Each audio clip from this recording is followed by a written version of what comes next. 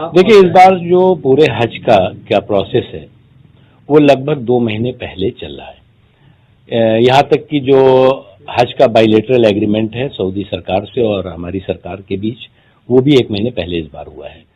और इसका मकसद और मंशा ये है कि जो हिंदुस्तान के इंडियन मुस्लिम्स जो हज करने जाते हैं, वो जो है वो उनको सहूलियतें ज़्यादा मिल सकें, ट्रांसपेरेंसी हो सके और आसानी से लोग जो है वो अपने हज पूरा कर सकें।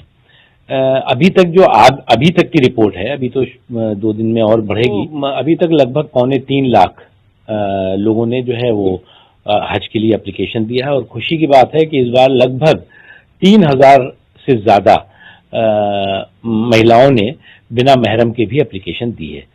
और उन सभी जो महिलाओं ने बिना महरम के लिए दी है वो बगैर कुरा के जाएंगी, बगैर लॉटरी के जाएंगी। आप इंटरनेशनल अगर कोई भी किसी तरह का बिडिंग करेंगे, इंटरनेशनल कोई आप समझौते करेंगे, तो जनरली जो एक कॉमन नॉर्म है वो फॉरेन करेंसी का है।